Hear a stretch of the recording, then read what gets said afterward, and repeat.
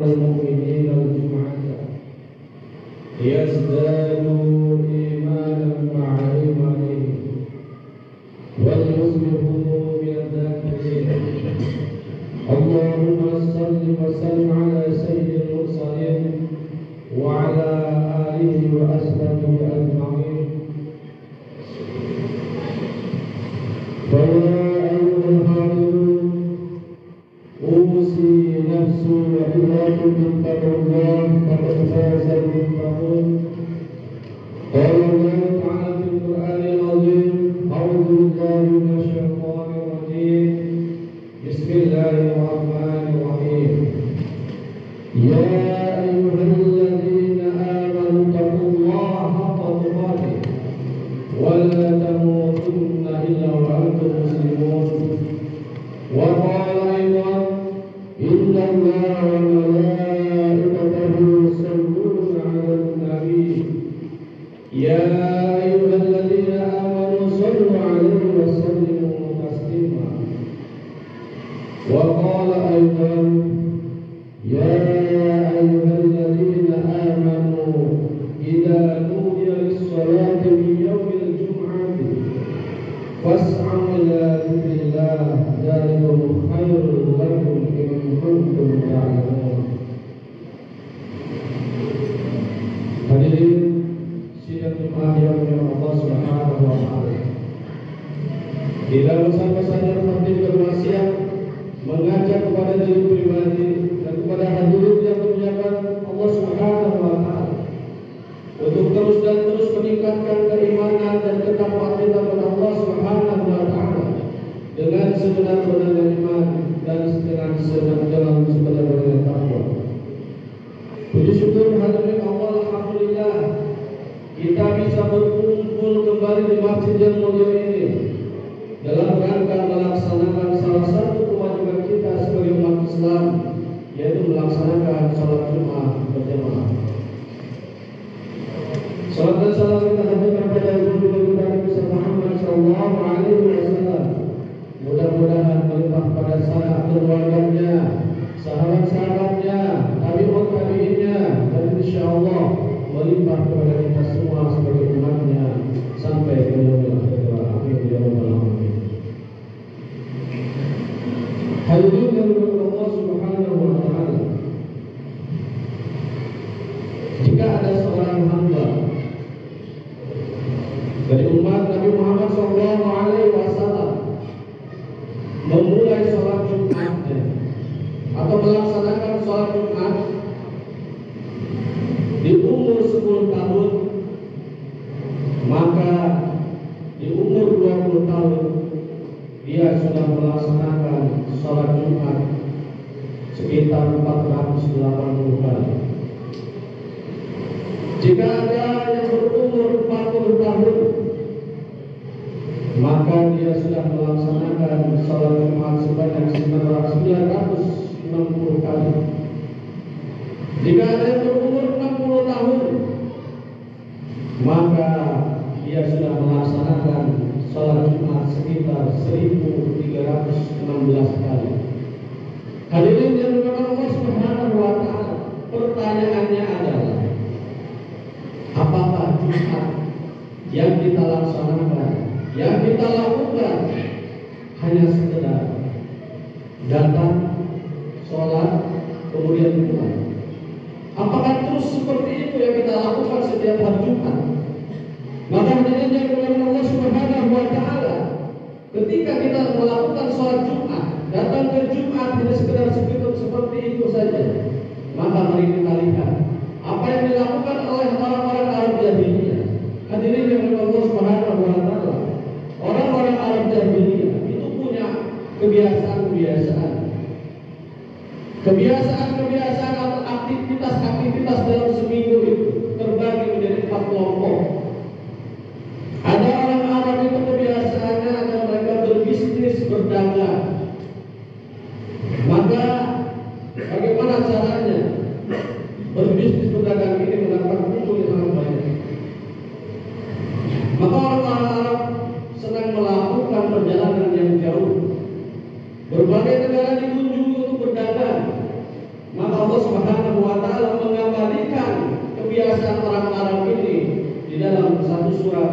yang disebut dengan surat Quraisy, ila fi Quraisy sampai akhir ayat. Kemudian kelompok yang kedua, kebiasaan atau aktivitas orang-orang Arab jahiliyah adalah mereka senang bersyair. Bagaimana dengan syair yang mendapatkan keuntungan? Bagaimana dengan syair yang mendapatkan kemuliaan, penghormatan, pujian dari orang lain? Maka orang-orang Arab jahiliyah mereka melakukan kebiasaan ini. Dia mendatangi lembah-lembah, gunung-gunung, lautan dan sebagainya dia datangi supaya mendapatkan inspirasi, mendapatkan ide-ide bagaimana nanti apa yang akan ditulis menjadi rangkaian syair-syair yang indah. Maka diabadikanlah dalam surat Asy-Syu'ara yang artinya adalah para pujangga, para wanita. Hadirin yang Allah Subhanahu wa taala. Kemudian ada kelompok yang ketiga. Kebiasaan atau aktivitas orang Arab jahiliyah adalah perdukunan. Mereka terus-menerus bagaimana caranya membuat jimat, membuat raja-raja yang nantinya akan dijual kepada kelompok yang pertama, yaitu para pedagang, para pembisnis. Maka ini juga diartikan dalam banyak surat dalam Al-Quran. Kemudian kelompok yang keempat, adalah as-sahir, penyihir, para penyihir. Bagaimana caranya orang-orang jahiliyah bisa menyakiti orang lain tanpa diketahui? Maka ini juga menjadi andalan bagi kelompok yang pertama, yaitu para pembisnis. Hadirin yang dimuliakan Allah Subhanahu wa taala. Maka kebiasaan orang Arab jahiliyah ini, 4 kelompok ini diterapkan dalam hitungan hari atau dalam minggu. Maka di dalam bahasa Arab, hari-hari itu menggunakan angka. Hari yang pertama disebut dengan Yaumul Ahad, hari Ahad. Itu sudah menjadi populer di dalam atau di Indonesia. Yang kedua, Yaumul Isnin, asal katanya isnani atau dua, adalah hari yang kedua. Kemudian ada namanya Yaumul Sulasa, hari Selasa, atau dalam bahasa Arab asal katanya adalah Salasa, 3. Kemudian ada Yaumul Arbi'an, hari yang keempat, dalam bahasa Arab asalnya adalah Rabi, 4. Kemudian yang kelima disebut dengan Khamis, hari yang kelima, berasal dari kata khamsa, 5. Hadirin yang dimuliakan Allah Subhanahu wa taala. Namun di hari yang ke-6, orang-orang Arab jahiliyah ini menyebutnya bukan dengan urutan angka lagi, bukan dengan mengatakan as-sadis, Yaumus Sadis, hari yang ke-6, tidak, tetapi menyebutnya dengan Yaumul Arubah. Yaumul Arubah artinya adalah hari berjumpa, berkumpul bersama dalam kasih sayang. Kemudian hadirin yang dimuliakan Allah Subhanahu wa taala, mendekati kedatangan Rasul sallallahu alaihi wasallam, detik-detik datangnya Nabi Muhammad sallallahu alaihi wasallam, maka Yaumul Arubah ini berubah makna menjadi hari berkumpul dalam rangka berbangga-bangga, dalam rangka berpoya-poya dan sebagainya. Hadirin yang dimuliakan Allah Subhanahu wa taala. Maka datanglah Islam melalui tangan Rasul sallallahu alaihi wasallam, kemudian melalui sahabat Nabi Muhammad sallallahu alaihi wasallam, maka Yaumul Arubah ini dirubah dalam Al-Qur'an yang sudah dibacakan ayat dari awal tadi.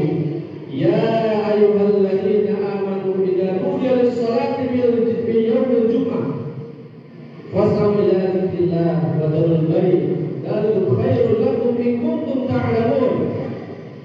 Hadirin yang dimuliakan Allah Subhanahu wa taala, Yaumul Arubah tadi dirubah oleh Allah Subhanahu wa taala melalui Al-Qur'an. Dan Arubah ini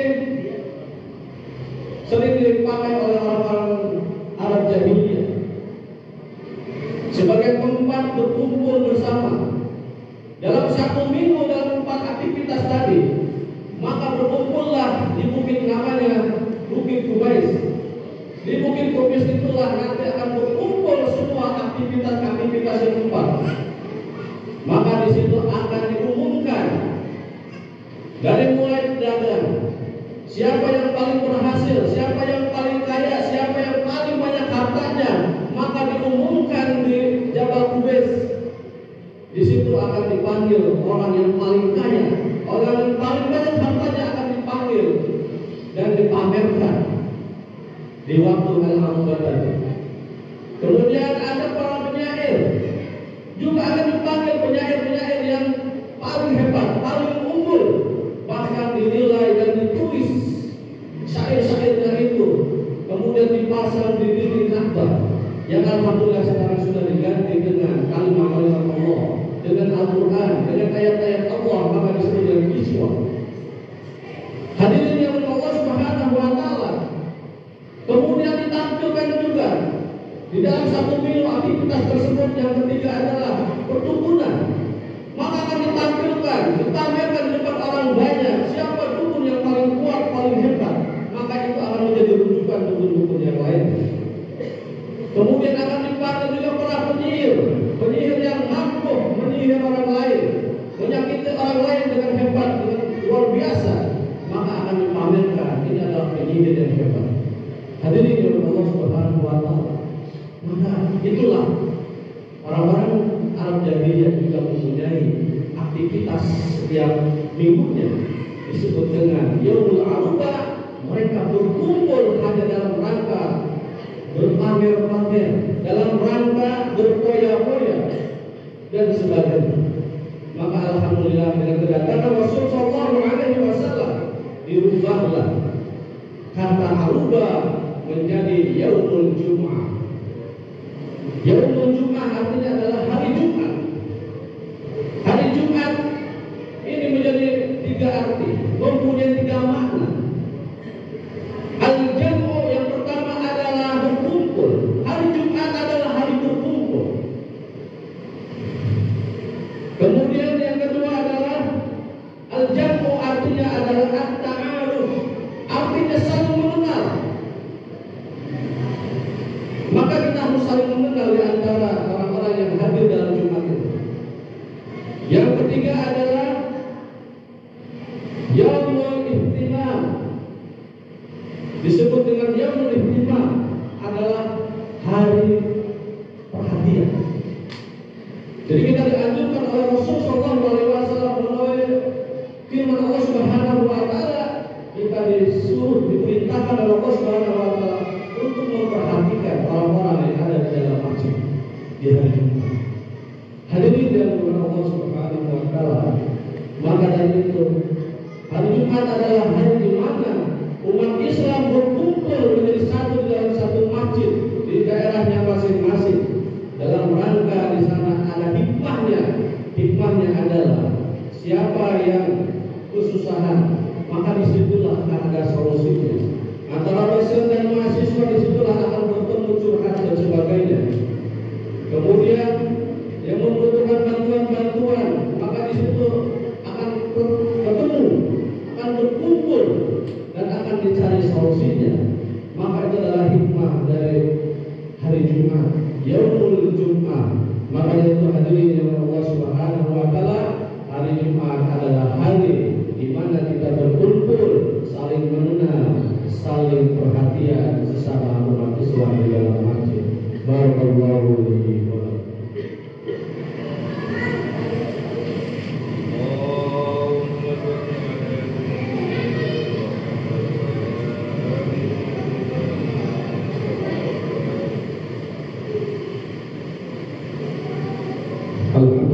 الذي أنزل السكينة في قلوب المؤمنين ليزدادوا إيمانا مع إيمانهم ولله جنود السماوات والأرض وكان الله عليما حكيما.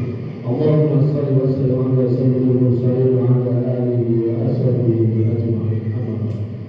Hadirin Allah Subhanahu wa Ta'ala, di pertanyaan kedua ini ada pertanyaan yang terakhir. Pertanyaannya adalah bukan banyak tidaknya Jumatan yang kita lalui, kita laksanakan dalam umur kita yang 20 tahun, 40 tahun, 60 tahun. Tetapi yang paling penting adalah apakah ada pengaruhnya Jumat, salat Jumat, pelaksanaan salat Jumat yang kita lakukan ini, apakah ada pengaruhnya bagi diri kita? Apakah ada perubahan menjadi iman yang kuat, menjadi seorang yang bertakwa, orang yang bertakwa, menjadi orang yang senang dengan kebaikan dan tidak senang dengan keburukan, menjadi orang-orang yang tidak berpengaruh dengan hal-hal yang buruk dibuat baik dan yang baik dibuat buruk dan sebagainya. Maka dari itu mari kita evaluasi diri kita. Apakah sholat Jumat yang kita laksanakan ratusan kali, ribuan kali sudah menjadi pengaruh baik bagi kita, sudah menjadikan perubahan-perubahan dalam diri kita? Kalau belum, hadirin jemaah Allah Subhanahu wa taala, berarti ada yang salah dalam pelaksanaan Jumat yang kita lakukan. Kalau belum berpengaruh, masih ada yang salah dalam melaksanakan Jumat yang kita laksanakan. Maka dari itu, kalau kita merasa belum ada perubahan dalam diri kita dengan adanya Jumat yang kita laksanakan ratusan bahkan ribuan kali, maka mari kita bertobat kepada Allah Subhanahu wa taala. Kita mulai dari sekarang, kita ubah diri kita dengan mengikuti Jumat-Jumat yang akan datang dengan seksama, dengan khusyuk, dengan fokus, dengan ikhlas karena Allah Subhanahu wa taala. Hanya dengan itulah insyaallah